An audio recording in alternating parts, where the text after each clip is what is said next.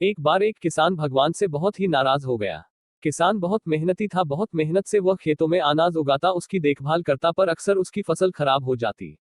कभी सूखा पड़ जाता, कभी बाढ़ आ जाती, कभी तेज धूप, कभी आंधी, कोई न कोई कारण बन ही जाता कि उसकी फसल खराब हो जाती।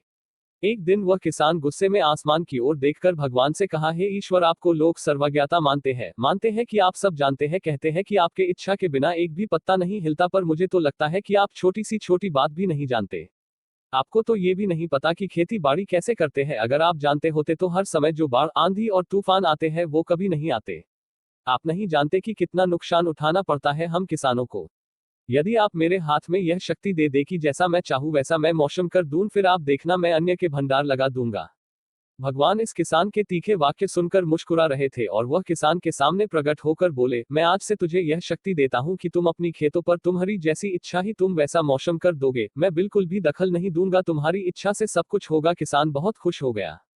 किसान ने गेहूं की फसल अपनी खेतों में बोई। जब उसे लगा कि खेतों को धूप चाहिए तो खेतों को धूप मिले, जब पानी बरसना चाहिए तभी पानी बरसा, आंधी तूफान बाढ़ कुछ भी उसने अपने खेतों पर आने नहीं दिया। किसान के खेत में इस वर्ष ऐसी फसल हुई जैसी कभी नहीं हुई थी।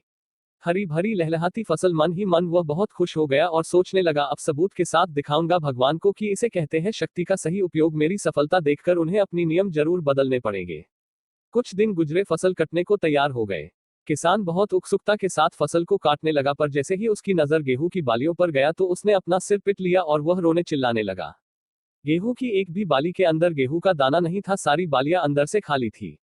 किसान बहुत दुखी हो गया। उसने भगवान को रोते हुए फिर पुकारा, हे प्रभु, तुमने ये मेरे साथ क्या किया? क्या तुमने मुझे कोई सजा दी? भगवान बोले, पुत्र, ये तो होना ही था। तुमने पौधों को संघर्ष करने का मौका ही कहाँ दिया? ना तो तुमने उन्हें आंधियों से जूझने दिया, ना तेज बारिश से सहने दिया, और ना ही धूप में तपने दिया। एक भी चुनौती का सामना तुमने उन्हें नहीं करने दिया, इसीलिए सारे पौधे अंदर से खोखले रह गए। जब आंधी तूफान, तेज बारिश और धूप पड़ती है तभी ये पौधा अपने अस्तित्व को बचाने के लिए संघर्ष करते हैं, और इसी संघर्ष से एक बल पैदा होता है जिसमें शक्ति होती है, ऊर्जा होती है, और यही ऊर्जा पूर्ति तेरे गेहूं के दानों की तरह जो नहीं फूटी। तूने उन्हें कठिन परिस्थितियों से गुजरने ही नहीं दिया जहां उनके अस्तित्व का जन्म होता। सारे बालियां इसीलिए खाली है, इसमें एक भी गेहूं का दाना इसलिए नहीं है क्योंकि तुमने अपने पौधों को संघर्ष कराया ही नहीं। याद रखिए, स्वर्ण में सवर्णीय आभा तभी आती है जब वह आग में तपने, गलने और हथौड़े से पीटने जैसे संघर्षों से गुजरता है।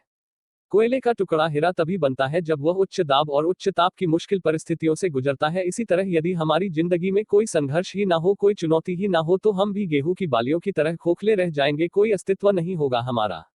विपरीत परिस्थितियां, चुनौतियां, समस्याएं हमें और अधिक निखारती है। यदि जीवन में कठिन परिस्थितियां और चुनौतियां आए तो घबराना मत, बल्कि सामना करना। विश्वास करना कि आप और अधिक निखर जाओगे और अधिक मजबूत बन जाओगे। किसी ने कितना सही कहा है, जिंदगी जीना आसान नहीं होता, बिना संघर्ष कोई महान नहीं होता। जब तक ना पड़े हथौड़े की चोट तब तक पत्थर भी भगवान नहीं होता।